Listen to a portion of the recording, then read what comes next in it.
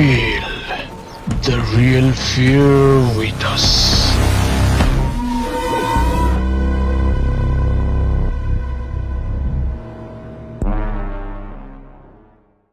প্রিয় লিসেনার্স, আসসালামু আলাইকুম। Feel the real fear with us. সত্যিকার ভয়ের অনুভূতি পেতে আপনাদের হরর ওয়ার্ল্ডের সাথেই থাকুন। দেশ ও দেশের বাইরে যে যেখান থেকে আপনাদের হরর ওয়ার্ল্ডের আজকের হরর নাইটের 126তম এপিসোডের সাথে যুক্ত হচ্ছেন বা পরবর্তীতে হবেন, সকলকে জানাচ্ছি শুভেচ্ছা ও ভালোবাসা। আশা করি সবাই ভালো আছেন, সুস্থ আছেন। আজকের এপিসোডে আপনাদের জন্য দুটি ঘটনা নিয়ে হাজির হয়েছে। আশা করছি আজকের এপিসোডের ঘটনাগুলো আপনাদের ভয়ের শিহরণ জাগাতে সক্ষম হবে ইনশাল্লাহ। প্রিয় লিসেনার্স, আপনাদের জানাবো আপনাদের সাথে ঘটে যাওয়া সত্য ভয়ের ঘটনাগুলো আমাদেরকে লিখে বা রেকর্ড করে আপনাদের horoworldbd@gmail.com এই ইমেল অ্যাড্রেসে ইমেল করতে থাকুন। ইমেল অ্যাড্রেসের স্পেলিংটা বলে দিচ্ছি, AFNANTHEHORRWORLDBD আপনাদের horoworldbd@gmail.com। স্পেলিংটাও আমরা আমাদের ভিডিও ডিসক্রিপশনে দিয়ে রেখেছি, সেখানে গিয়ে স্পেলিংটা চেক করে নিতে পারবেন। প্রিয় লিসেনার্স, আপনারা ইতোমধ্যেই অবগত হয়েছেন এবং দেখেছেন যে আমরা পডকাস্ট প্রোগ্রাম শুরু করেছি আলহামদুলিল্লাহ। প্রতি শুক্রবার আমাদের podcast video Facebook page, group এবং আমাদের ইউটিউব চ্যানেলে আপলোড করা হবে। আমাদের অজানা অনেক জিনিস রয়েছে যেগুলো আমরা জানতে চাই। ভয়ের ঘটনা শুনলে আমাদের মনের মধ্যে অনেক ধরনের প্রশ্ন কিন্তু জেগে ওঠে। সেই প্রশ্নের উত্তরগুলো কিন্তু আমাদের অনেক সময় মন মতো হয় না।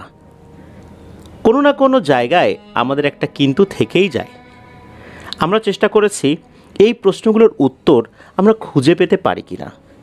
এই সমস্ত বিষয়ে আমরা এক্সপার্টদের সাথে কথা বলেছি, তাদেরকে নিয়ে আসার চেষ্টা করেছি। আর এই প্রক্রিয়াটা একটা চলমান প্রক্রিয়া। এরকম অনেক রহস্যময় বিষয়গুলো নিয়েই আমরা ভিডিও ইনশাল্লাহ তৈরি করব, তাদের মুখ থেকে শুনবো সেই বিষয়গুলো। তবে একটি কথা বলে রাখছি, পডকাস্ট প্রোগ্রামে আমরা কিন্তু কোনো ঘটনা শেয়ার করব না। অনেকেই বলেছেন যে ঘটনা আফনান ভাইয়ের মুখে শুনতে চাই। হ্যাঁ, ঘটনা ইনশাল্লাহ আমি আমার মতো করেই বলবো, আমার মুখে ইনশাল্লাহ বলবো। তবে তাদের কাছ থেকে ভিন্ন কিছু শুনব, যেগুলো আসলে ঘটনার মধ্যে বলা সম্ভব হয় না ওভাবে, সময়ের অভাবেই হোক বা ওই জিনিসগুলো বলতে গেলে ঘটনার মূল যে আকর্ষণ সেটাও অনেকটাই ম্লান হয়ে যায়। এই জন্য এই বিষয়গুলো জানার জন্য আমরা আলাদা একটা সেগমেন্ট চালু করেছি। আশা করছি এই ভিডিওগুলোও আপনাদের জন্য দারুণ দারুণ শিক্ষণীয় হবে ইনশাল্লাহ।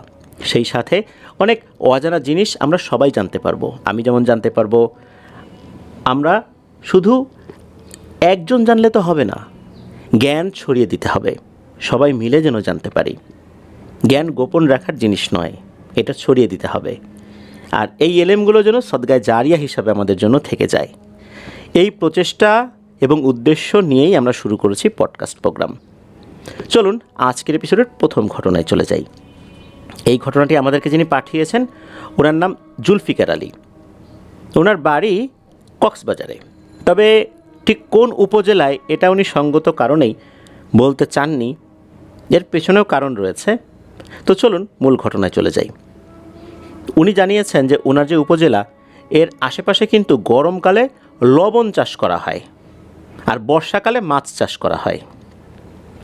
চাষের সময় ওই বিশেষ করে মাছ চাষ আর কি, প্রজেক্টের মালিকরা লোক রাখতো এই প্রজেক্টগুলো দেখাশোনা করার জন্য, যাতে মাছ চুরি বা ডাকাতি না হয়। তো একজন ব্যক্তি সম্পর্কে প্রতিবেশী চাচা হন, তার নাম হচ্ছে আফসার। উনিও এরকম প্রজেক্টে চাকরি করতেন, বেশ ভালো বেতন পেতেন। আর উনি যখন এই ধরনের প্রজেক্টগুলোতে ঢুকেছেন তখন সাল 2000 সাল, আর সময়টা কিন্তু 2005 সালের কিছুটা আগে। মাছের প্রজেক্টগুলোতে চোর ডাকাত এগুলোর উপদ্রব খুব বেশিই ছিল। আর এছাড়াও এই ভূত প্রেতের উপদ্রব তো ছিলই। কক্সবাজার এরিয়াতে যেই মাছের প্রজেক্টগুলো রয়েছে, ওখানে ভৌতিক অভিজ্ঞতার মুখোমুখি হননি এমন লোক খুঁজে পাওয়া দুষ্কর, বিশেষ করে যারা এই ঘেরগুলো পাহারা দেন। তো আফসার চাচা উনি ওরকম একটা ঘেরে চাকরি করতেন। বেশ কিছুদিন পর পর বাড়িতে যেতেন। বাড়িতে যাবার পর এক জায়গায় আড্ডা দিতে গিয়ে 10-15 জনকে সাথে নিয়ে বিভিন্ন ধরনের ঘটনা শেয়ার করতেন।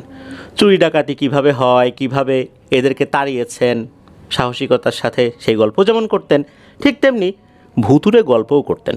উনি খুবই মিশুক প্রকৃতির লোক ছিলেন, অনেক উঁচু লম্বা, 6 ফুটের উপরে ওনার উচ্চতা, সুঠাম দেহ। এই কারণে চোর ডাকাত ওনাকে দেখলে দূর থেকে পালাতো। তারাই মনে করতো মনে হয় ভূত প্রেত বা দানবীয় কেউ আসতেছে আর কি, এমন একটা অবস্থা। উনিও লাঠি একটা হাতে নিয়ে বেদম প্রহার করতেন যদি একটাকে কাছে পেতেন আর কি। তো যাই হোক, এরকম অনেক ঘটনাই তো আসলে উনি বলতেন, ছোট ছোট ঘটনা। এদিকে হয় কি, যে জুলফিকার আলী ভাই ওনার লেখাপড়ার সুবিধার্থে পরিবার কক্সবাজার শহরে চলে আসে এবং সেখানে একটা নামকরা স্কুলে ভর্তি করিয়ে দেওয়া হয়। তখন কিন্তু জুলফিকার চাচার সাথে খুব একটা, মানে জুলফিকার ভাইয়ের সাথে এই আফসার চাচার খুব একটা দেখা হতো না। তবে এই আফসার চাচা যখন কক্সবাজার শহরে আসতেন তখন কিন্তু জুলফিকার ভাইদের বাসায় আসতেন, এসে গল্পগুজব করতেন, আবার চলে যেতেন, যেহেতু খুব মিশুক স্বভাবের লোক ছিলেন আর কি। একদিন খবর আসে, খবরটা এরকম যে এই আফসার চাচাকে খুবই ভয়ঙ্কর অবস্থাতে অজ্ঞান অবস্থায় পাওয়া গেছে। তাকে এমনভাবে আঘাত করা হয়েছে, তার অবস্থা ভালো না। মূলত ভোরের দিকে কৃষকরা তাকে খুঁজে পেয়েছিল, তারপর বাড়িতে দিয়ে যায়। এই খবর শোনার পর এই জুলফিকার ভাইদের বাসা থেকেও লোকজন চলে যায়, যেহেতু উনি সবসময় আসতেন, শহরে আসলেই জুলফিকার ভাইদের বাসায় আসতেনই, আর ওনারাও তাকে মেহমানদারি করাতেন। তাদের সাথে সুসম্পর্ক ভালো ছিল, যদিও বা রক্তের সম্পর্কে আত্মীয় তারা ছিলেন না কেউই। এই খবর পাওয়ার পর এই জুলফিকার ভাইয়ের বাবা, জুলফিকার ভাই, ওনারা তো গিয়েছেন এই আফসার চাচাকে দেখার জন্য। গিয়ে দেখা গেল যে আফসার চাচা শুয়ে আছেন, কবিরাজ আসছেন। গ্রামের লোকজন কিন্তু বুঝতে পেরেছিলেন যে এটা স্বাভাবিক কোনো বিষয় নয়। কবিরাজের মুখে হতাশার ছাপ। কী ঘটনা? এই জুলফিকার ভাই, তারপর ওনার বাবা, অন্য যারা ছিলেন আর কি, তখন দেখলেন যে এই আফসার চাচার বড় ছেলে, তার নাম হচ্ছে রাকিব, তাকে এক পাশে ডেকে নিয়ে গেলেন কবিরাজ, কিছু একটা বললেন। বলার পর কবিরাজ মন খারাপ করে চলে গেলেন। তবে রাকিবের চেহারায় বিরক্তির ভাব দেখা গেল। পরে লোকজন যখন জিজ্ঞেস করলো যে ঘটনাটা কি হয়েছে, তখন রাকিব বলছেন যে কবিরাজ বলতেছে আমার বাবা একদমই সুস্থ, কিন্তু কি? তখন ওই রাকিব বলতেছে যে কবিরাজ সাথে এটাও বলল যে আমার বাবা নাকি সামনের মঙ্গলবার মারা যাবেন। এটা কোনো কথা হইল? তার উপর নাকি কোনো জিনপরির আসন নাই, সে একদম সুস্থ, অথচ সে নাকি সামনের মঙ্গলবারই মারা যাবেন।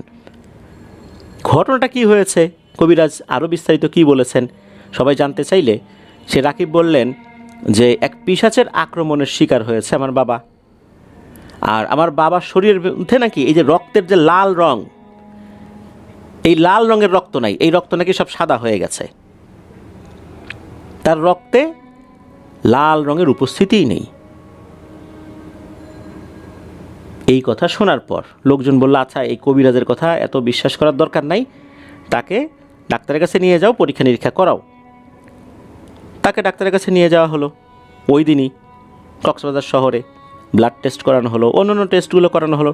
ডাক্তার বললেন যে এই রোগীর রক্ত তো একদম স্বাভাবিক, তার রক্তে হিমোগ্লোবিনের পরিমাণ ঠিকঠাকই আছে, তারপর তার তো কোনো অস্বাভাবিকতা দেখা যাচ্ছে না, হ্যাঁ সে দুর্বল, এই তো, তাছাড়া কিছু না, এমনি কিছু ওষুধ দিয়ে দিয়েছে আর কি। এরপর তো রাকিব সেই কবিরাজকে একদম তার 14 গোষ্ঠী তুলে একদম গালিগালা শুরু করে দিয়েছে, ভণ্ডামি করার জায়গা পায় না, এটা সেটা কত ধরনের কথাবার্তা। তারপর আবার রাকিব আরেকটা কথাও বলেছিল যে মৃত্যুর পূর্বে নাকি তার বাবার রক্তবমি হবে, আর এই রক্তের রঙটা হবে সম্পূর্ণ রকমের কালো। যাই হোক, লোকজন এই কথাগুলো আর কেউ বিশ্বাস করেনি। এদিকে আফসার চাচাকে যখন জিজ্ঞেস করা হয়েছে ঘটনাটা কি হয়েছে, তখন আফসার চাচা বলতে শুরু করলেন ওই রাতের ঘটনা। রাত আনুমানিক 2টোর মতো বাজে। আফসার চাচা কী করেছেন, উনি বাইরে বেরিয়েছেন, ঘুম আসছিল না, চিন্তা করলেন যে যাই একটু ওয়াশরুমে যাই আর একটু হাঁটাহাঁটি করি। আফসার চাচাদের বাড়ি কিন্তু পূর্ব পাশে, আর এই যে জুলফিকার ভাই ওনাদের বাড়ি কিন্তু পশ্চিম পাশে, মাঝখানে একটা সুপারি বাগান। তো এই সুপারি বাগান যেটা ছিল, অনেক বড় বড় সুপারি হতো বা এখনও হয় সেখানে, ওই সুপারি কিন্তু চুরি করার জন্য লোকজন আসতো। তো উনি যখন বাইরে বেরিয়েছেন দেখলেন একটা সুপারি গাছের আড়ালে একটা কালো ছায়ামূর্তি দাঁড়িয়ে আছে, বেশ লম্বা সম্বাই মনে হচ্ছে ওনার উচ্চতার আর কি, যেহেতু উনি নিজেও বেশ লম্বা ছিলেন। উনি এটা দেখেই চিন্তা করলেন যে কী ব্যাপার, নিশ্চয়ই কোনো চোর হবে। আমাকে বাইরে বের হতে দেখে একটা গাছের আড়ালে লুকিয়ে পড়েছে। এখন সুপারি গাছ তো চিকন, এটার আড়ালে লোকালেও কিন্তু বডি দেখা যায়। সুপারি গাছ তো আর মোটা হয় না যে পুরো একটা বডিকে আড়াল করে ফেলতে পারবে। উনি দূর থেকে বলছেন, এই কে রে ওখানে? কোনো উত্তর আসে না। বেশ কয়েকবার বলার পর যখন কোনো উত্তর আসে না, উনি নিশ্চিত হলেন এটা চোরই হবে। তখন উনি কী করেছেন, পাশে থাকা একটা গাছের ডাল ভেঙে নিয়েছেন, ডাল ভেঙে ওদিকে এগিয়ে গিয়েছেন। যেই না এগিয়ে গিয়েছেন তখন হঠাৎ করে ওখান থেকে আওয়াজ আসতে শুরু করে। আমরা যদি নাক চেপে ধরে কথা বলি, যেমন নাকি নাকি কথা হয়, ওই রকম কথা বলছে। যাই আফসার, তুই আমাকে বিরক্ত করছিস কেন? যা ঘরে যা। এই কথা শোনার পর আফসার চাচার তো মেজাজ বিগড়ে গেছে। আমি বিরক্ত করছি মানে? বেটা, আমার সুপারি বাগানে এসে সুপারি চুরি করতেছিস, আবার বলে আমি বিরক্ত করতেছি। মেজাজ তো কিসে বিগড়ে, লাঠিটা নিয়ে উনি যেই না এগিয়ে গিয়েছেন তখন দেখেন এটা একটা নারী অবয়ব। একটা নারী অবয়বকে আঘাত করবেন, কিন্তু নারী অবয়ব তো সুপারি গাছে উঠে সুপারি চুরি করতে পারবে না। শাড়ি পরা, যদিও বা উনি এটার চেহারা দেখতে পাচ্ছেন না অন্ধকারের ভেতরে। সুপারি গাছের পাতার ফাঁক দিয়ে যতটুকু চাঁদের আলো আসছিল ততটুকুই বোঝা যাচ্ছিল, তবে চেহারা বোঝা যাচ্ছিল না। তবে তার হাত পা স্বাভাবিক মানুষের মতোই মনে হচ্ছিল। আফসার চাচা চিন্তা করলেন যে মনে হয় সুপারি কুড়াতে এসেছিল, তার জন্য তো লাঠি নিয়ে এভাবে আঘাত করা যায় না। তবুও উনি একটা বিষয়ে চিন্তা করলেন যে এ আমাকে বলছে যে আমাকে বিরক্ত করছিস কেন? আমি বিরক্ত করলাম? সে চুরি করতে এসে আবার বলছে যে আমি বিরক্ত করতেছি। তো এটা নিয়ে সে কথা কাটাকাটি শুরু করে। এও বলে, এই আফসার চলে যায় এখান থেকে, আমাকে বিরক্ত করিস না। আফসার চাচার মেজাজ গরম হয়ে একটা পর্যায়ে উনি এই সুপারি গাছের ডাল দিয়ে ওই জিনিসটাকে আঘাত করে বসলেন। যেই না আঘাত করেছেন সাথে সাথে ওই অবয়বটা ওনার উপর ঝাঁপিয়ে পড়েছে। বেদম মার, এমন মার যে আফসার চাচা আসলে নিজেকে রক্ষা করতে পারছেন না। মোটামুটি মিনিট খানেক হবে এরকম। আফসার চাচা তখন বেশ নেতিয়ে পড়েছেন, আর আফসার চাচা এটাও খেয়াল করলেন যে এই অবয়বটাও মনে হচ্ছে ক্লান্ত হয়ে গেছে, জোরে জোরে শ্বাস নিচ্ছে। চিন্তা করলেন মনে হয় এই জিনিসটা তাকে এখন ছেড়ে দিয়ে চলে যাবে, কিন্তু তা হলো না। ওই জিনিসটা খপ করে আফসার চাচার হাত চেপে ধরেছে, চেপে ধরে হাঁটতে শুরু করছে, আফসার চাচাকে টানতে টানতে নিয়ে যাচ্ছে। আফসার চাচার কিন্তু শরীরে কোনো জোরই নেই, উনি জাস্ট শুয়ে আছেন আর তাকে টানতে টানতে নিয়ে যাচ্ছে। কোন দিক দিয়ে নিয়ে যাচ্ছে আফসার চাচা কিন্তু বুঝতে পেরেছিলেন। উনি দেখতে পেলেন নিতে নিতে নিতে নিতে একটা কবরস্থানের কাছে নিয়ে আসলো। তারপরে ওখানে কিছুক্ষণ দাঁড়ালো, মনে হলো সে কিছু ভাবলো। 30 সেকেন্ড বা এরকম কাছাকাছি একটা সময় সে দাঁড়িয়েছে। এরপর আবার টানতে শুরু করেছে। টানতে টানতে বেশ কিছুটা দূরে একটা বিল রয়েছে, ওখানে এই বিলটাকে উত্তরের বিল বলে। ওই উত্তরের বিলের ওখানে নিয়ে গিয়ে ওনাকে আবার বেধড়ক মার শুরু করেছে। একটা পর্যায়ে আফসার চাচা জ্ঞান হারিয়ে ফেলেন। এরপর তো সকালবেলা কৃষকরা ওনাকে খুঁজে পেয়েছে। তো কথা যখন মানুষজন জেনেছেন, সবাই বলেছেন ও কিছু না, কবিরাজ তো তার মতো করে কথা বলে গেছে, ভয়ের কোনো কারণ নাই, তুমি ঠিকঠাক আছো, ডাক্তারি পরীক্ষা নিরীক্ষায় ইনশাল্লাহ তেমন কিছু ধরা পড়েনি। তো যাই হোক, এই ঘটনার মোটামুটি 1-2 দিনের মধ্যে উনি মোটামুটি স্বাভাবিক হয়ে যান কি শারীরিকভাবে। এমনিতে কোনো অসুবিধা দেখা যাচ্ছিল না, উনি কোনো স্বপ্নও দেখছিলেন না। এর ভিতরে উনি একদিন আসছেন, দিনটা ছিল রবিবার, জুলফিকার ভাই মনে করতে পারেন আর কি, দিনটা রবিবার ছিল। কক্সবাজার শহরে এসেছেন ওনাদের বাসায়। এসে দেখা গেল যে উনি বেশ আনমনাভাবেই খুব হতাশা নিয়ে কথা বলছেন যে কয়দিন যে বাঁচবো জানি না রে, কোনো ভুল ত্রুটি করে থাকলে মাফ করে দিস তোরা, আবার দেখা হবে কিনা জানি না, এইভাবে কথা বলছেন। তখন ওনারাও বেশ অবাক হলেন, কারণ উনি তো খুব মিশুক স্বভাবের, খুব দিলখোলা মানুষ, হাসি আনন্দ করতে পছন্দ করেন, রসিকতা করেন। সেই মানুষটার এরকম আচরণ তো আসলে কেউ দেখে অভ্যস্ত নন। কেউ যেহেতু অভ্যস্ত নন, স্বাভাবিকভাবেই তাদের মনে তো বিভিন্ন ধরনের প্রশ্ন আসতেই পারে, কেন এ কথা বলছে। এই বিষয়গুলো তাকে জানালেও উনি কোনো উত্তর দেননি। সত্যি মঙ্গলবারের দিন খবর আসে আফসার চাচা আর পৃথিবীতে নেই। ওনারাও দ্রুত সেখানে চলে যান। যাবার পর দেখা গেল যে সত্যি আফসার চাচা পৃথিবীতে নেই। তবে ঘটনাটা কি হয়েছিল? তার যে বড় ছেলে রাকিব, তিনি জানালেন হঠাৎ করে নাকি তার বাবার রক্ত বমি শুরু হয়ে যায়, আর রক্তগুলো ছিল একদম কালো মিচমিচে, অদ্ভুত রকমের এক রক্ত। এর কিছু সময় পরেই উনি মারা যান। এ কথা শোনার পর উপস্থিত সবাই বুঝতে পারলেন ওই কবিরাজ যেটা বলেছিলেন সেটা ঠিকই বলেছিলেন। কবিরাজ এটাও বলেছিলেন যে আফসার চাচার যেই রক্ত, এই রক্তটা এমনভাবে করে দিয়েছে যে উনি আর 7 দিনের উপরে বাঁচবেন না। হয়েছিল তাই, কিন্তু অদ্ভুত ব্যাপার হচ্ছে ডাক্তারি পরীক্ষায় তার ব্লাড টেস্টে কিন্তু রক্ত সাদা আসেনি, লালই এসেছে। যখন তার বডি থেকে সিরিঞ্জ দিয়ে রক্ত নেওয়া হয়েছে তখন কিন্তু লালই ছিল, সাদা ছিল না। তাহলে কবিরাজ যেটা বললেন এটা কি ছিল? আসলেই কি এখানে অন্য কোনো ব্যাপার ছিল? আফসার চাচা পৃথিবী থেকে চলে গেছেন। এখনও জুলফিকার ভাই সহ ওনার পরিবারের লোকজন আফসার চাচাকে মিস করেন। ওনার মতো দিল খোলা ভালো হৃদয়ের মানুষ খুব কমই পাওয়া যায় বলে জানিয়েছেন। যেহেতু আফসার চাচার পরিবারের সদস্যদের কাছ থেকে অনুমতি নিতে পারেননি, এই কারণে ওনার বাড়ির ঠিকানাটা এক্স্যাক্ট বলতে পারেননি। তবে উত্তরের বিল কক্সবাজারের যেখানে রয়েছে ওখানকার লোকজন বুঝতে পারবেন বা চিনতে পারবেন আফসার চাচাকে। এটাই ছিল ঘটনা। ধন্যবাদ জানাচ্ছি জুলফিকার আলী ভাইকে আপনার পাঠানো ঘটনার জন্য। আশা করি আপনার কাছ থেকে আরও অনেক ঘটনা ইনশাল্লাহ আমরা পেতে থাকবো। আফসার চাচার জন্য দোয়া করি আল্লাহ তাআলা ওনাকে জান্নাতুল ফেরদৌসের উচ্চ মাকাম দান করুন, তার ভুল ত্রুটিগুলো ক্ষমা করুন। প্রিয় লিসেনার্স, চলুন চলে যাব আমাদের আজকের হরর নাইটের 126তম এপিসোডের দ্বিতীয় এবং শেষ ঘটনায়।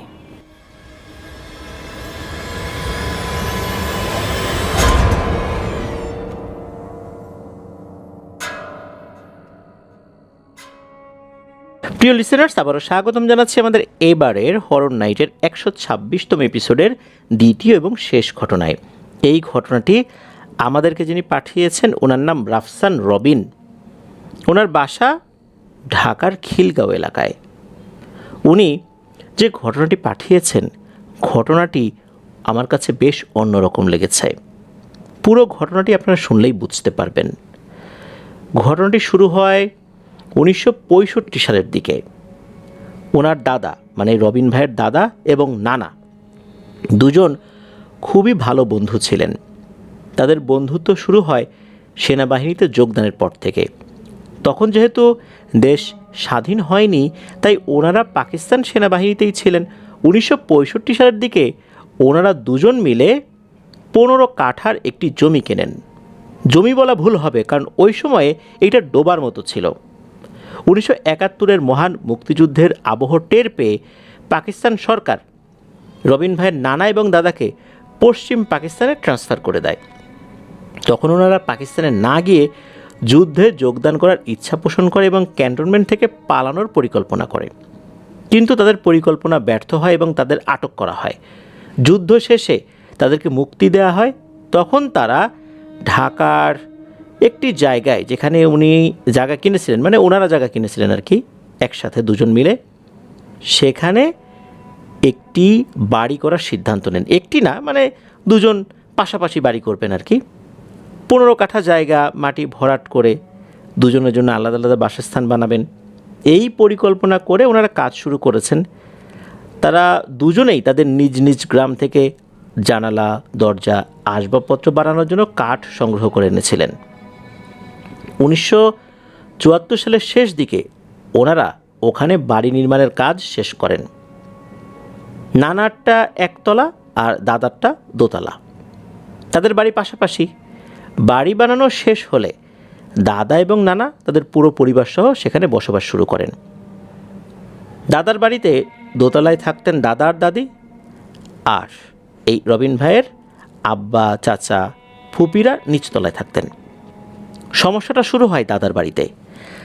তারা যেদিন সবাই নতুন বাড়িতে ওঠেন সেদিন রাত আনুমানিক 2টো কি 3টার দিকে ওনার দাদার পরিবারের দাদা এবং দাদির ঘুম ভেঙে যায় প্রচণ্ড ঝড়ের শব্দে। ওনারা শুনতে পান বাইরে প্রচণ্ড বাতাস আর গাছ ভাঙার শব্দ হচ্ছে।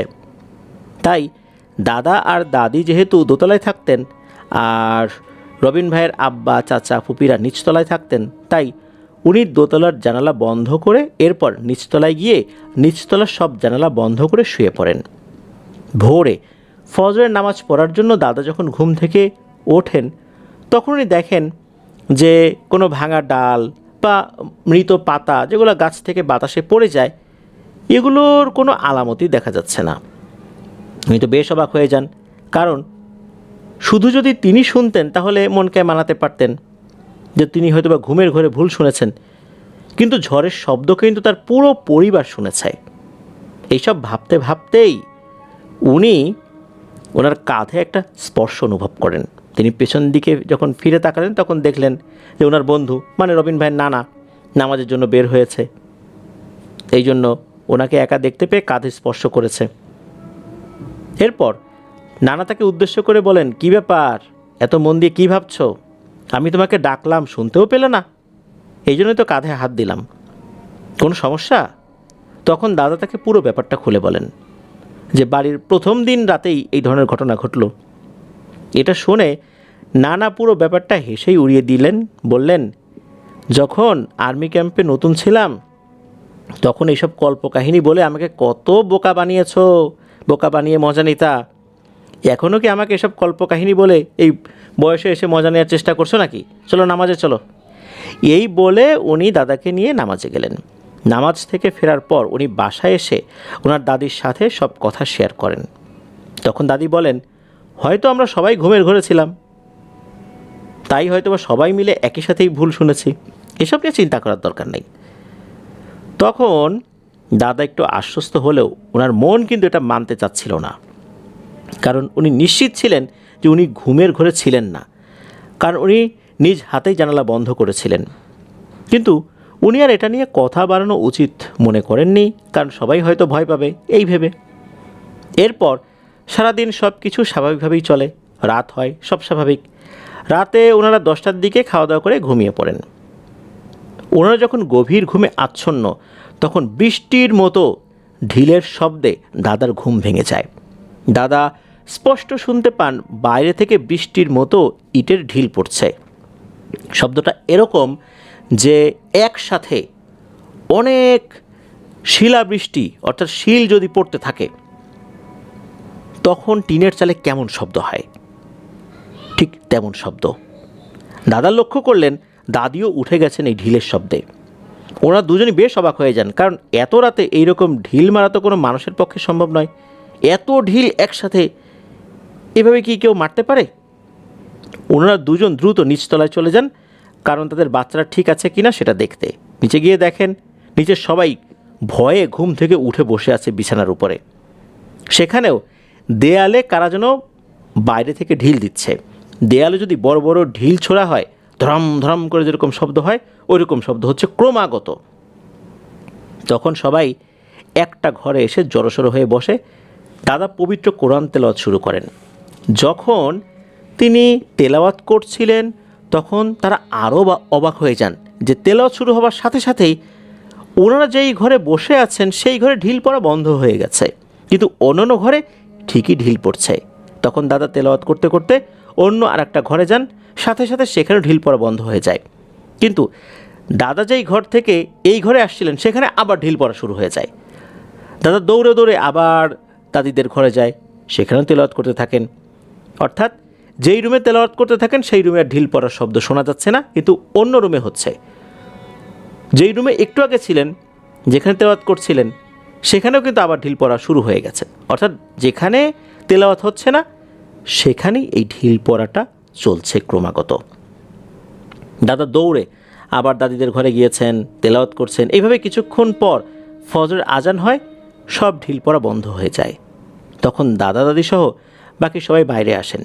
কিন্তু অবাক করা বিষয় হচ্ছে রাতে এত ঢিল পড়েছিল যে মনে হচ্ছিল ইটের একটা পাহাড় হয়ে যাবে, কিন্তু বাইরে আসার পর তারা এক টুকরো ইটের কোনাও দেখতে পাননি।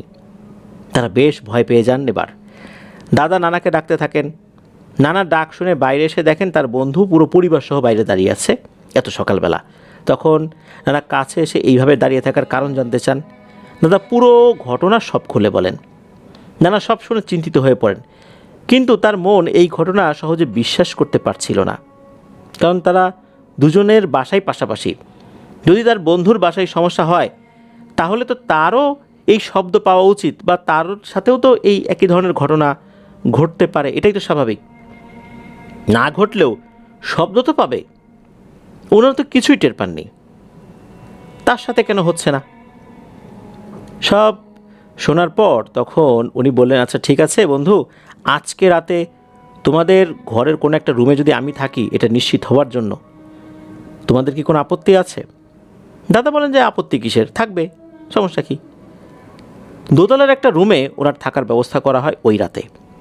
সারাদিন কিন্তু সব কিছু স্বাভাবিকভাবেই চলতে থাকে। রাতে খাওয়া দাওয়া করে এই রবিন ভাইয়ের নানা ওনার দাদার বাসায় চলে আসেন।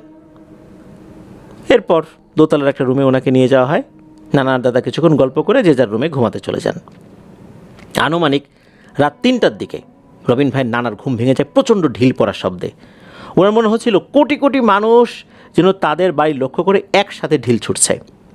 উনি বেশ ভয় পেয়ে রুম থেকে বের হয়ে এসে দেখেন তার বন্ধুর পুরো পরিবার তার রুমের সামনে দাঁড়িয়ে আছে। তখন দাদা নানাকে লক্ষ্য করে বলেন যে, এইবার তো দেখলা কি হচ্ছে আমাদের সাথে? নানা ভয়ে ভয়ে হাসূচক মাথা নাড়েন। তখন দাদা কিছু সূরা তেলাওয়াত করতেই তাদের রুমে ঢিল পড়া বন্ধ হয়ে যায়, কিন্তু অন্যান্য রুমে ঠিকই ঢিল পড়ছিল। ফজরের আজান না হওয়া পর্যন্ত রবিন ভাইয়ের দাদা একটানা বিভিন্ন সূরা পড়তে থাকেন। একসময় ফজরের আজান দিতেই সব স্বাভাবিক হয়ে যায়। তখন নানা দাদাকে বলেন যে আজকেই ফজরের নামাজ পড়ে ইমাম সাহেবের সাথে এটা নিয়ে কথা বলতে হবে। দাদাও রাজি হয়ে যান। এরপর দুজন বাড়ি থেকে বের হয়ে যান নামাজ পড়ার উদ্দেশ্যে। নামাজ আদায়ের পর তারা দুজন ইমাম সাহেবের সাথে গত রাতের বিষয় নিয়ে আলোচনা করেন। দাদা প্রথম থেকে সব ঘটনা ইমাম সাহেবকে খুলে বলেন। সব শুনে ইমাম সাহেব বেশ চিন্তিত হয়ে পড়েন। তিনি বেশ কিছু বই ঘাটাঘাটি করে এরপর বলেন, আসরের নামাজের পর আপনাদের বাড়ির দিকে আমি ইনশাল্লাহ আসব, আপাতত আপনারা বাসায় যান। ইমাম সাহেবের আশ্বাস পেয়ে তারা দুজন বাড়িতে ফেরত আসেন। এভাবে দেখতে দেখতে আসরের সময় হয়ে আসে। ইমাম সাহেব তার কথা মতো আসরের নামাজের পর তাদের বাড়িতে আসেন। যেহেতু নানা এবং দাদার বাড়ি পাশাপাশি, তাই উনি দুটো বাড়ি ভালো মতো পর্যবেক্ষণ করেন। দীর্ঘক্ষণ পর্যবেক্ষণ করার পর উনি বললেন, আমি তো অনেকক্ষণ পর্যবেক্ষণ করলাম, কিন্তু কোনো কিছুর অস্তিত্বের সংকেত তো পেলাম না। এই জায়গায় আগে তো জিনেদের কোনো বসতি ছিল না। এমনটা না যে এই জায়গার উপরে বাড়ি করা হয়েছে, এখানে তাদের বসতি ছিল। অন্যান্য ক্ষেত্রে যেটা হয় আর কি, তখন ঘর বাড়িতে বিরক্ত করে, কিন্তু এইখানে কোনো জিনের বসতির অস্তিত্ব তো পাইনি, আগেও পাইনি, এখনও পাচ্ছি না। ঘটনাটা কি এটা তো আমিও বুঝতে পারছি না। আপাতত আমি আপনাদের বাড়ি বন্ধ করে দিচ্ছি। অদ্ভুত ব্যাপার হচ্ছে, এখানে কেউ কোনো জিনকে চালানো দেয়নি, এখানে কোনো কালো জাদুর আলামতও পাওয়া যাচ্ছে না। ঘটনা আসলেই অন্যরকম কিছু একটা হতে পারে। আপাতত বাড়ি বন্ধ করে দেই, দেখেন আজ রাতে কিছু হয় কি না। এই বলে উনি সূরা পড়ে বাড়ি বন্ধ করে দিলেন। বাড়ি বন্ধ করে দেওয়ার পর নানা খুবই আশ্বস্ত হয়ে দাদাকে বলেন যে এই ইমাম সাহেব অনেক আল্লাহওয়ালা মানুষ, ইনশাল্লাহ সব সমস্যা কেটে যাবে। কিন্তু দাদা এরপরও আশ্বস্ত হতে পারলেন না। উনি মৃদু হেসে বললেন, বিপদ কেটে গেলে তো আলহামদুলিল্লাহ। দেখতে দেখতে রাত হয়ে আসে। দাদারা সবাই রাতের খাবার খেয়ে চাপা আতঙ্ক নিয়ে ঘুমাতে চান। কিন্তু গত 3 দিনের কাহিনীর পর কারো চোখে কিন্তু ঘুম আসছিল না। অনেকক্ষণ সজাগ থাকার পর একসময় সবাই ঘুমিয়ে যান। আশ্চর্যজনকভাবে সেদিন রাতে কোনো সমস্যাই হয় না। দাদার ঘুম ভাঙে নানার ডাকে ফজরের ওয়াক্তে। তিনি ঘুম থেকে উঠে বেশ আনন্দিত হলেন, যাক আল্লাহর রহমতে তাহলে বিপদটা কেটেই গেল। তিনি আনন্দ চিত্তেও অজু করে বের হলেন। বের হবার সাথে সাথে নানা তাকে জিজ্ঞেস করলেন যে কোনো সমস্যা হয়েছিল কিনা। তখন দাদা হাসি মুখেই বললেন যে আলহামদুলিল্লাহ, আল্লাহর রহমতে বিপদ কেটে গেছে। তখন নানাও চিন্তামুক্ত হয়ে এই 2 বন্ধু একসাথে নামাজ পড়তে গেলেন। এইভাবে 3 দিন কেটে গেল, কোনো সমস্যা হয়নি। ওনারাও 3 দিন যে কোনো সমস্যা হয়নি, এই কারণে আগের কাহিনী সব ভুলতেই বসেছেন। কিন্তু বিপত্তি বাধে 4র্থ দিনের রাতে। দাদা হালকা পাতলা ধূমপান করতেন। তিনি রাতে খাবার খাওয়ার পর সিগারেট ধরানোর জন্য ছাদে গিয়েছেন। তখন রাত 11:30 মতো বাজে। তিনি সিগারেট খাচ্ছিলেন, হঠাৎ ওনার সামনে বিশাল একটা কুচকুচে কালো দাঁড় কাক এসে বসল। কাকটা সোজাসুজি দাদার দিকে এক দৃষ্টিতে তাকিয়ে থাকে, নড়াচড়া নাই, সোজা তাকিয়ে আছে। দাদা বেশ অবাকই হলেন, এত রাতে তো কাক আসার কথা না। তিনি হুস হুস শব্দ করে কাকটাকে তাড়িয়ে দেবার চেষ্টা করলেন, কিন্তু কাকটা তো গেলই না। মনে হচ্ছে ওনার হুস হুস শব্দে সে এতটুকু বিচলিত হয়নি। দাদা এবার একটু ভয়ই পেলেন, কারণ কাক বেশ ভীতু প্রজাতির পাখি। যেখানে একটু শব্দ হলেই কাক দৌড়ে পালায়, সেখানে এত হুস হুস করার পরও সেটা যাচ্ছে না। এটা ভাবতেই হঠাৎ কাকটা উঠে দাদার পেছন দিকে উড়ে যায়। কাকটা যখনই উড়ে তার পিছনে যাচ্ছিল তখন দাদা খেয়াল করেন তার পায়ের কাছে ছপ করে একদলা পানি পড়েছে। তিনি ম্যাচ জ্বালিয়ে দেখেন সেটা পানি না, বরং টাটকা রক্ত। তিনি এটার দিকে বেশ ভয় পেয়ে যান। ঠিক তখনই তার পেছন থেকে শূকর যেরকম ঘোত ঘোত ঘোত শব্দ করে ওই রকম একটা শব্দ শুনতে পান। তিনি ভয়ে ভয়ে পিছনে তাকিয়ে যা দেখলেন তাতে ভয়ে ওনার আত্মা বের হয়ে যাওয়ার মতো অবস্থা। তিনি দেখেন 5 থেকে 6 তলা সমান একটা অবয়ব দাঁড়িয়ে আছে, যার মুখটা কাকের মতো, তার পাগুলো শূকরের মতো। এক পা ওই অবয়বটা দাদার বাড়িতে রেখেছে, আর এক পা নানার বাড়ির ছাদে রেখেছে। সে দাদার দিকে ভয়ঙ্কর দৃষ্টিতে তাকিয়ে আছে। দাদা এটা দেখে ওখানে বরফের মতো একদম ভয়ে জমে যান। ওই অবয়বটা দাদাকে লক্ষ্য করে বলে, কিরে, কি ভেবেছিস আমাদের হাত থেকে এত দ্রুত মুক্তি পাবি? এইসব ছোটোখাটো হুজুর দিয়ে আমাদের কাছ থেকে মুক্তি পাবি না। আমরা আমাদের প্রতিশোধ নেবই, প্রস্তুত থাক। এই বলে অবয়বটা ভ্যানিশ হয়ে যায়। দাদা তখনই এসব শুনে ওখানে জ্ঞান হারান। এইদিকে ছাদ থেকে দাদা আসছে না। দাদি ছাদে গিয়ে দেখেন দাদা অজ্ঞান হয়ে পড়ে আছে। তখন দাদি চিৎকার দিয়ে ওঠেন। তখন এই রবিন ভাইয়ের বাবা, চাচা সবাই তো ওখানে চলে আসেন। ওনারা তো ওই সময় ছোটো ছিলেন। সবাই মিলে ধরাধরি করে দাদাকে রুমে নিয়ে যান। পরের দিন সকালবেলা ওনার জ্ঞান ফেরে। সারা রাত ওনার জ্ঞান ফেরে নাই। তিনি দেখেন পাশে ইমাম সাহেব, তারপর নানা সহ সবাই তাকে ঘিরে আছে। তার জ্ঞান ফিরতেই ইমাম সাহেব তাকে পানি পড়া খেতে দেন। দাদা উঠে পানি খান। এরপর দাদা একটু স্থির হলে ইমাম সাহেব তাকে জিজ্ঞেস করেন যে এরকম কিভাবে হলো। তখন দাদা গত রাতের কাহিনী সব খুলে বলেন। সব শুনে উপস্থিত সবাই বেশ ভয় পেয়ে যান। ইমাম সাহেবও বেশ চিন্তিত হয়ে যান। তিনি বেশ ভালোভাবেই বুঝতে পারেন এটা কোনো শক্তিশালী জিনের কাজ।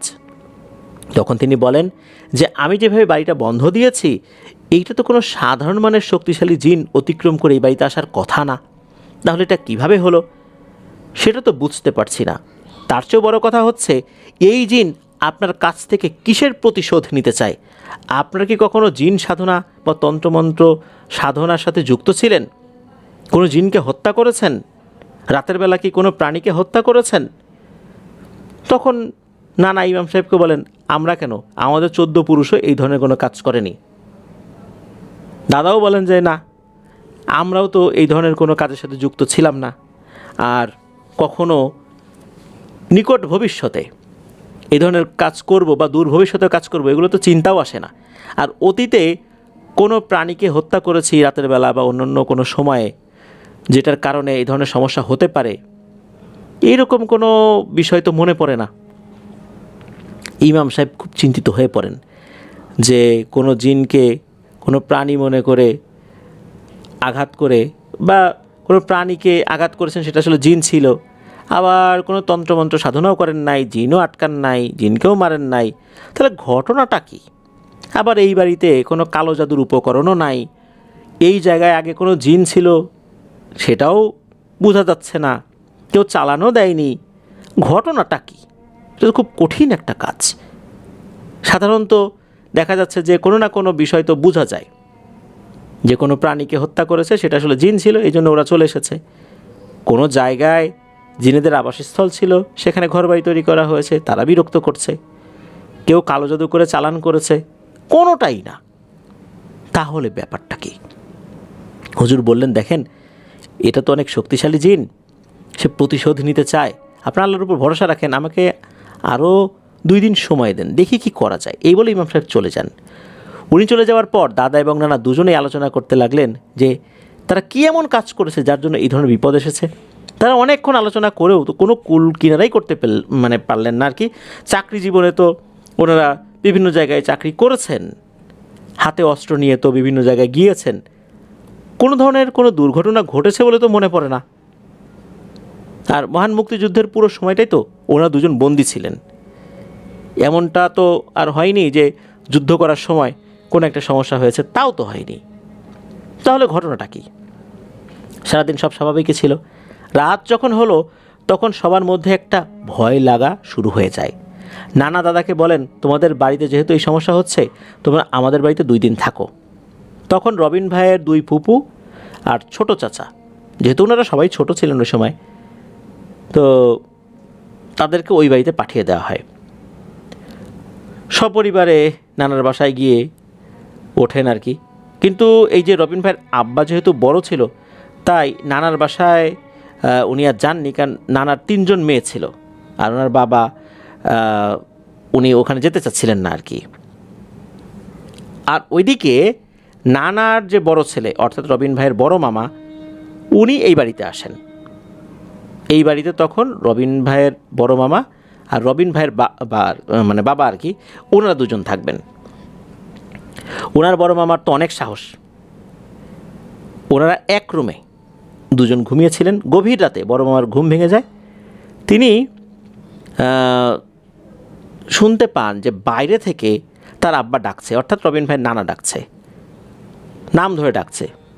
1বার 2বার না, বেশ কয়েকবার। তিনি মনে করলেন যে ওই বাড়িতে কোনো সমস্যা হয়েছে কি না। তখন রবিন ভাইয়ের বড় মামা রবিন ভাইয়ের বাবাকে ডাক দেন, কিন্তু ওনার বাবা তো গভীর ঘুমে আচ্ছন্ন। কি আর করা, বড় মামার সাহস যেহেতু বেশি, উনি একাই বের হয়েছেন। বাইরে যাবার পর দেখেন যে একজন দাঁড়িয়ে আছে। যেহেতু অন্ধকার ছিল, চেহারা ওভাবে বোঝা যাচ্ছিল না। উনি বললেন যে কে, আব্বা নাকি? তখন ওই ব্যক্তি বললেন যে হ্যাঁ, আমার সাথে আয়।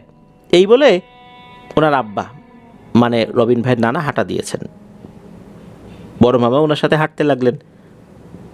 যখন বড় মামা দেখলেন ওনার আব্বা ওনাদের বাসা ক্রস করে সামনের দিকে এগিয়ে যাচ্ছেন, তখন তার মনে সন্দেহ হয়। উনি থমকে দাঁড়িয়ে বললেন যে আব্বা, আপনি এত রাতে কোথায় যাচ্ছেন? তখন ওনার আব্বার বেশধারী ওই অভাবটা বলে, বেশি কথা না বলে আয় আমার সাথে। তখন তো বড় মামার সন্দেহ আরও বেড়ে গেল।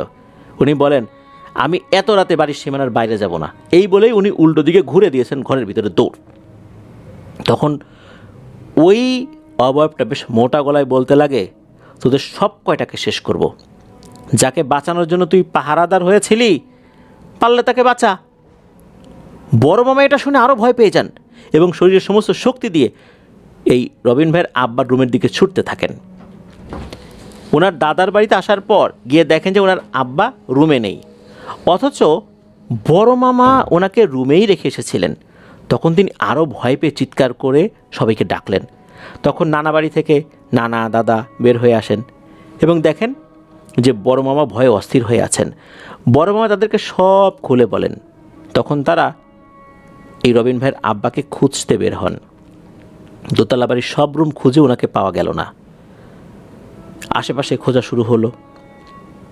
একটু পরেই বড় মামা আর দাদার চিৎকার শুনতে পেলেন আর কি সবাই। তখন দেখা গেল যে এই যে রবিন ভাইয়ের আব্বা একটা গাছের নিচে পড়ে আছে, মানে বাড়ির পাশেই আর কি। তাড়াতাড়ি করে সবাই রবিন ভাইয়ের আব্বাকে ধরে নানা বাড়িতে দিয়ে আসেন। ততক্ষণে তাদের চিৎকারে দাদি নানি সহ বাকি সবাই তো জেগে গেছেন।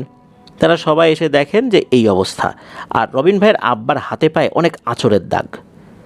তখন চোখে মুখে পানি ছিটা দেওয়া হয় আর কি। এরপর রবিন ভাইয়ের আব্বা চিৎকার করে উঠে বসেন। তখন তাকে সূরা পড়ে ফু দিয়ে শান্ত করে পানি খাওয়ানো হয়। এরপর দাদা জিজ্ঞেস করেন, তুই বাড়ির বাইরে কি করতে গিয়েছিলি? তখন রবিন ভাইয়ের আব্বা জবাই বলেন, আমি তো যাই নাই, আমি ঘুমাচ্ছিলাম। হঠাৎ দেখে কে যেন আমার 2 পা ধরে এমন একটা হ্যাচকা টান মারলো, আমি কিছু বুঝে ওঠার আগেই আমাকে বিছানা থেকে নামিয়ে বাইরে নিয়ে যাওয়ার চেষ্টা করতে লাগলো। তখন আমি বাড়ির গেট ধরে ফেলি।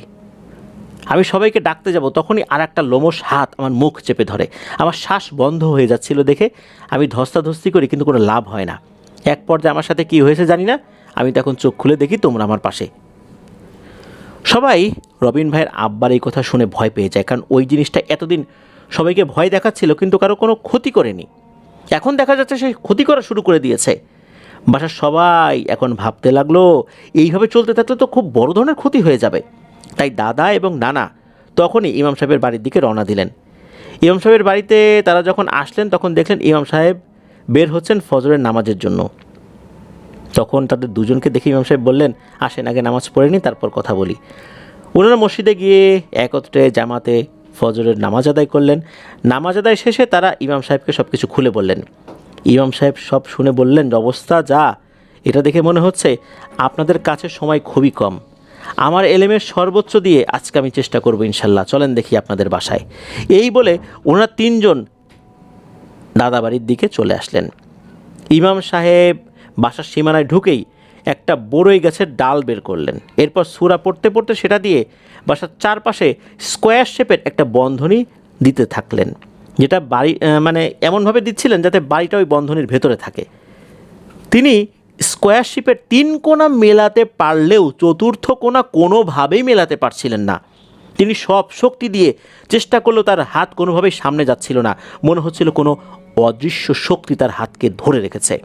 তিনি অনেক চেষ্টা করছেন, কোনোভাবেই তিনি সফল হলেন না।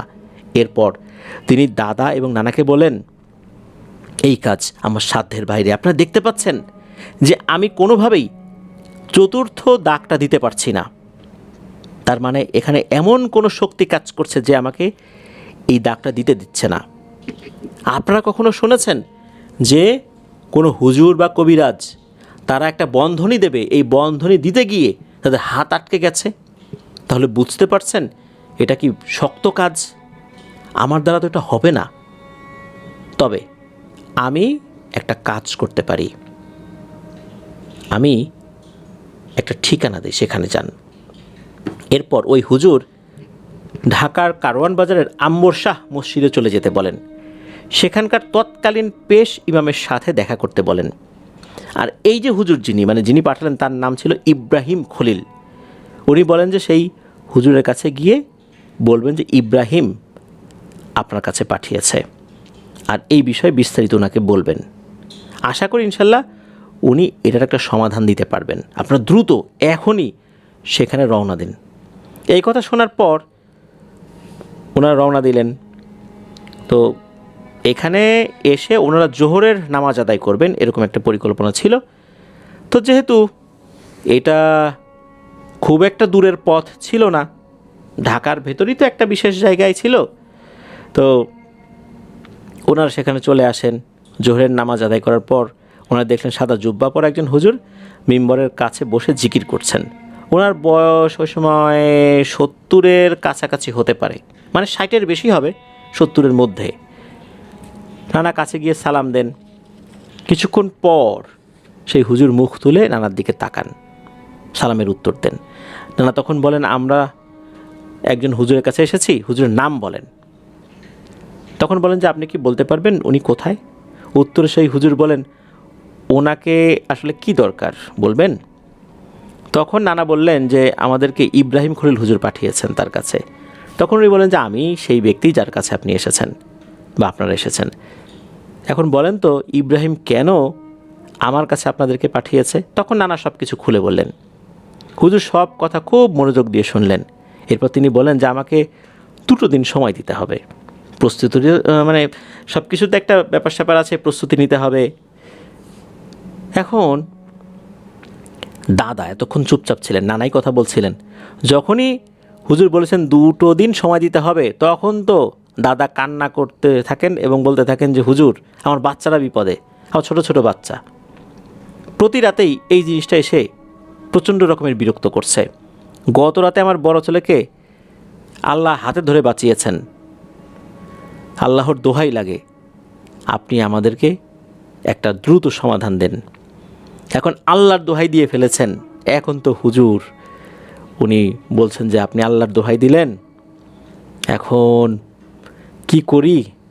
চলেন এখনই যাব। তবে প্রস্তুতির একটা ব্যাপার থাকে, তবুও যতটুকু প্রস্তুতি আমার সবসময়ের জন্য থাকে সেটা নিয়েই আপনাদের সাথে এখন যাব। ওনাদেরকে কিছু সময় বসতে বলে হুজুর ওনার রুমে চলে যান। সেখানে ওনার একটা ব্যাগের মধ্যে কিছু প্রয়োজনীয় জিনিস সাথে নেন, এরপর বের হয়ে যান। এরপর রবিন ভাইয়ের দাদা নানা সহ সেই হুজুর এই বাসার উদ্দেশ্যে রওনা দেন, চলে আসেন। তবে মাঝখানে তো লাঞ্চ করতে হয়েছে, ধীরে সুস্থে আসতে হয়েছে। তবে ওনারা আসরের পরই এই বাসায় চলে আসেন। হুজুর যেই সময়টুকু থাকবেন না, নামাজটা পড়ানোর জন্য তো লোকও ঠিক করে দিতে হবে, এটার জন্য তো একটু সময় লাগে। তখন তো মোবাইল ফোন ছিল না যে দ্রুত যোগাযোগ করে উনি কাউকে সেট করে দিয়ে যাবেন, এতটুকু সময়ের জন্যও তো দেরি তো হবেই। যাই হোক, উনি আসরের পরপরই সবাইকে নিয়ে চলে আসেন এখানে, এসেই বলেন যে আমাকে নামাজ পড়ার জন্য একটা আলাদা রুম দিন, আমি নামাজ পড়ে কিছু আমল করব, এরপর আল্লাহর ইচ্ছায় ইনশাল্লাহ সমস্যার সমাধানের চেষ্টা করব।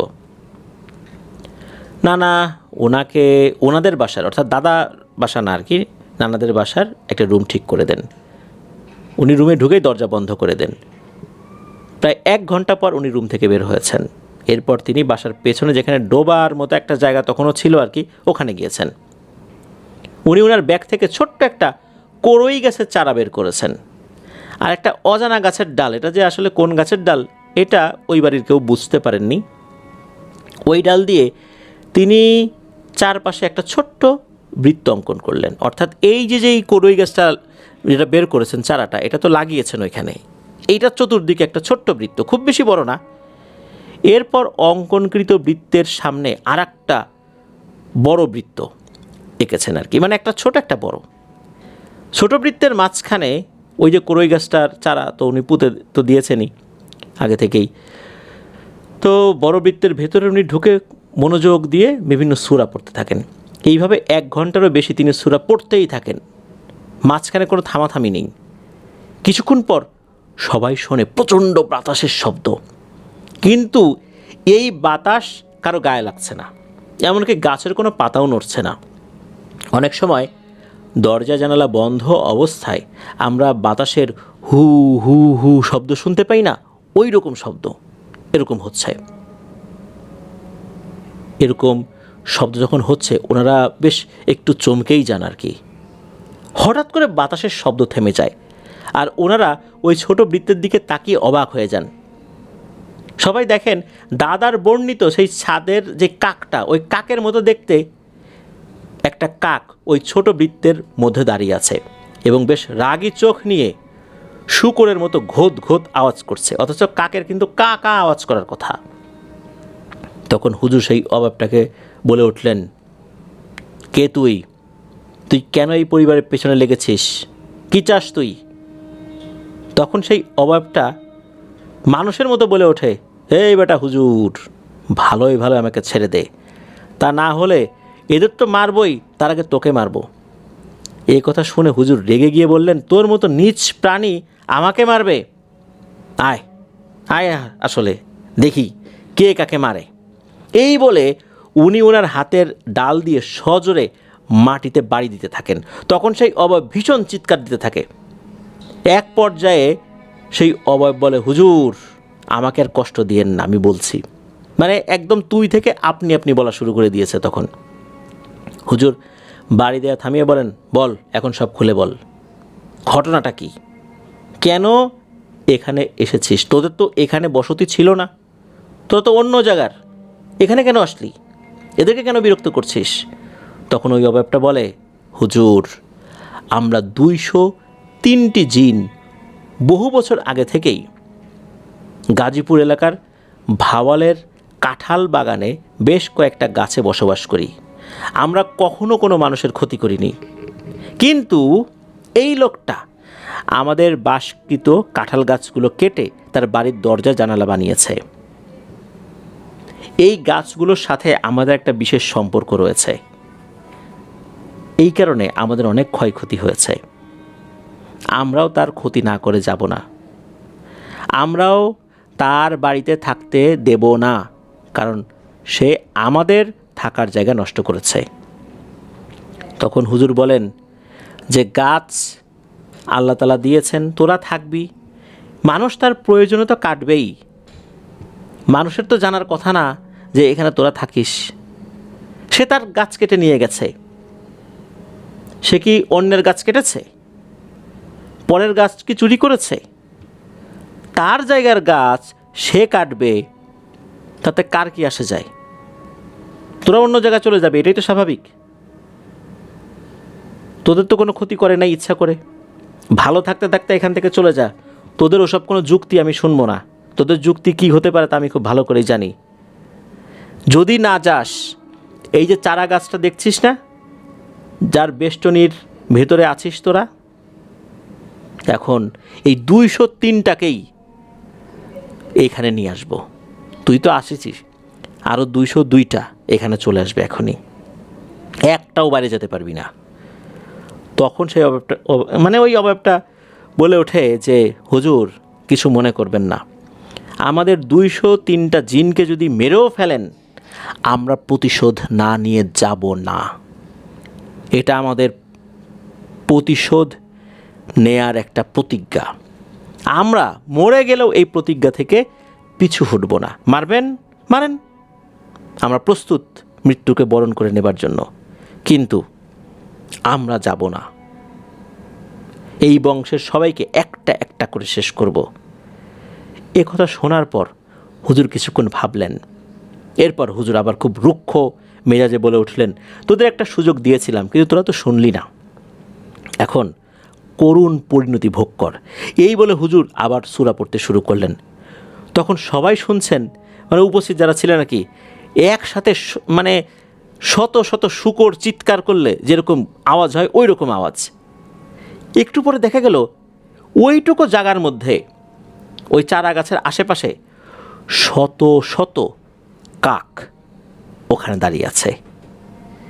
একসাথে এতটুকু জায়গার মধ্যে এতগুলো কাক গাদাগাদি করে আছে, এটা দেখেই তো সবাই ভয় পেয়ে গেল। নানা ছাড়া সবাই ভয়ে ঘরের ভেতরে চলে গেল। হুজুর কোনো দিকে ভ্রুক্ষেপ না করে সূরা পড়তে পড়তে তার হাতে থাকা ডালটা মাটিতে আঘাত করতে লাগলো, অর্থাৎ উনি ওই ডালটা দিয়ে মাটিতে আঘাত করছেন। তখন এই যে শখানেক যে কাক, এগুলো ভয়ঙ্করভাবে চিৎকার করলো। কাকের আওয়াজ কা কা হয়, কিন্তু এরা শূকরের মতো ঘোদ ঘোদ করছিল। এরপর হুজুর সেই ডালটা চারা গাছের সাথে বেঁধে একটা পেরেক দিয়ে সেই ডালটা চারা গাছের সাথে গেঁথে দিতেই সেই অভাবগুলো মুহূর্তের মধ্যে ভ্যানিশ হয়ে গেল। তখন হুজুর দাদা আর নানাকে আবার একত্র করেন, কারণ দাদা তো ভয়ে ওখান থেকে চলে গিয়েছিলেন, এবং বললেন যে এখন আলহামদুলিল্লাহর কোনো ভয় নাই, আপনারা আল্লাহর রহমতে এখন নিশ্চিন্তে থাকতে পারবেন। সেই অবাধ্য জিনগুলোকে আমি এই চারা গাছের মধ্যে আটকে রেখেছি। এই পেরেক দিয়ে আটকে রাখার একটা বিশেষ মাহাত্ম্য রয়েছে, তবে সাবধান, কখনোই এই চারা গাছটা ওঠানো বা কেটে ফেলার চেষ্টা করবেন না। এই চারা গাছ আস্তে আস্তে বড় হবে, এরপর এই চারা গাছ যখন মরে যাবে তখন এই গাছের সাথে থাকা দুষ্টু জিনগুলো অন্য জায়গায় চলে যাবে।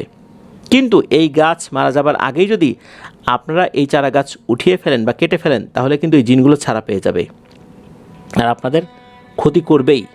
তাই এই গাছের ব্যাপারে সাবধান। তবে একটা কথা মনে রাখবেন, এই জিনগুলোর কথাই যুক্তি রয়েছে, কারণ যেই কাঠগুলো দিয়ে আপনি ঘরের আসবাবপত্র, দরজা জানালা তৈরি করেছেন, ওরা দীর্ঘদিন থাকার কারণে এই কাঠের সাথে ওদের একটা বিশেষ সম্পর্ক হয়ে গেছে, যার কারণে ওরা এখানে চলে এসেছে। ওদের আমি হত্যা করতে পারি না, হ্যাঁ আমি করতাম, কিন্তু 203টি জিনকে আমি যদি একসাথে হত্যা করি, এতে করে আল্লাহ আমার উপর নাখোশ হবেন। কেননা এরা যে আপনাদের উপর জুলুম করছে এটাও যেমন সত্য, ওরাও কিন্তু বাধ্য হয়ে এখানে এসে এই কাজগুলো করছে, এটাও সত্য। ওরা পূর্বে কারো উপর কোনো জুলুম করেনি, আপনাদের উপর যেহেতু করছে, এবং আমার কথার পরেও আপনাদের উপর প্রতিশোধ নিতে তারা প্রতিজ্ঞাবদ্ধ, তাহলে বুঝতেই পারছেন ব্যাপারটা কি। আমি ওদেরকে এভাবে হত্যা করতে পারি না, তাই এমন একটা পদ্ধতি করে দিয়েছি, ওরা আপনাদের কাছে আর আসবে না। গাছগুলো বড় হবে, বিশেষ করে এই গাছটা বড় হবে, কিন্তু একটা সময় গাছটা মারা যাবে, ওরাও এখান থেকে চলে যাবে। এই বাড়ির সাথে ওদের যে একটা বিশেষ সম্পর্ক তৈরি হয়েছিল, যার কারণে ওরা এসেছে, এই সম্পর্কটাও কেটে যাবে, ওরা আর আসবে না, ওরা চলে যাবে। তবে সাবধান, গাছটা কোনোভাবেই কেউ যেন না কাটে, কেউ তুলে না ফেলে। এই কথা উনি বলে দিলেন। এরপর হুজুরকে পারিশ্রমিক দিতে চাইলে উনি কোনোভাবেই নেননি। উনি রাতেই আবার কারণ বাজারের এই আম্বরশা মসজিদে চলে আসেন আর কি। এরপর আল্লাহর রহমতে সব কিছু ঠিকঠাক চলতে থাকে। 1990 সালে দাদার বড় ছেলে মানে এই যে রবিন ভাইয়ের বাবার সাথে নানার মেজো মেয়ে মানে ওনার আম্মার বিয়ে হয়। সব কিছু সুখে শান্তিতেই চলতে থাকে আলহামদুলিল্লাহ।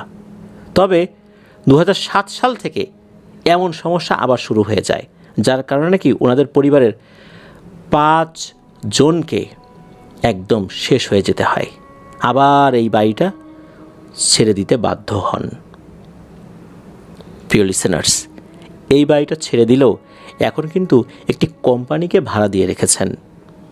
মূলত অফিসিয়াল কার্যক্রম চলে, সঙ্গত কারণে সেই বাড়ির ঠিকানাটা উনি দেননি, আমরাও বলতে পারছি না। প্রিয় লিসেনার্স, একবার ভাবুন, গাছ কাটার পর সেই গাছের কাঠ দিয়ে দরজা জানালা ফার্নিচার তৈরি করা হয়েছে, আর তাতেই এই ধরনের বিপদ। এরকম একটা বিষয় কিন্তু আমাদের মডারেটর বদরুজ্জামান রাকিবও আমাকে বলেছিল যে তাদের দেশের বাড়িতে একটা ছোট্ট আলমারি রয়েছে, রাতের বেলা সেই আলমারির ভিতরে শব্দ হয়, যেটা এখনও হয়। এই বিষয়ে উনি জানার চেষ্টা করলেও ওনার পরিবারের সদস্যরা এই বিষয়ে ওনাকে এখনও তেমন কিছুই বলেনি যে আসলে এটা কেন হয়। এটাই ছিল ঘটনা। ধন্যবাদ জানাচ্ছি আমাদেরকে যিনি ঘটনা পাঠিয়েছেন, রবিন ভাইকে। আশা করি আপনার কাছ থেকে আরও অনেক ঘটনা ইনশাল্লাহ আমরা ভবিষ্যতেও পাব। এই ঘটনাটা আসলে অন্যরকম লেগেছে। ওই জায়গায় কোনো জিনের বসতি ছিল না, কেউ জিন চালান করেনি, কালো জাদু করেনি, অথচ ওই গাছের কাঠের সাথে ওরা চলে এসেছে। যেদিন থেকে এই বাড়িতে তারা থাকা শুরু করেছে তখন থেকেই সমস্যা। তবে সমস্যাটা দীর্ঘদিন হয়নি। শুরু থেকে যদি আমি শেষ ধরি, অর্থাৎ এই যে কারণ বাজারের আম্বরশা মসজিদের যিনি ইমাম সাহেব উনি এসেছিলেন, মোটামুটি সপ্তাহখানেকের মধ্যে আল্লাহর রহমতে এই সমস্যাটা দূরীভূত হয়। তবে 2007 সালে আবার এই সমস্যাটা কেন শুরু হলো এটা কিন্তু আমার জানতে খুব ইচ্ছে করছে। যদিও বা রবিন ভাই এই বিষয়ে এই ঘটনায় কিছু লেখেননি, যদি কোনো বিষয় থেকে থাকে তাহলে আমি তাকে অনুরোধ করব পরবর্তী যদি কোনো ঘটনা উনি পাঠান, এই বিষয়ে যদি বিস্তারিত মানে কোনো বিবরণ আমরা পাই, তাহলে আমার মনে হয় আমাদের যেই একটা আকাঙ্ক্ষা সেইটা কিছুটা হলেও মানে এটা নিবৃত হবে বলে আমার কাছে মনে হয়। আশা করি লিসেনাররাও মনে হয় বুঝতে পারবেন কেন 2007 সাল থেকে আবার এটা শুরু হলো। তো এটা জানার অপেক্ষায় আমরা থাকলাম। প্রিয় লিসেনার্স, আজকের এপিসোড থেকে বিদায় নিচ্ছি।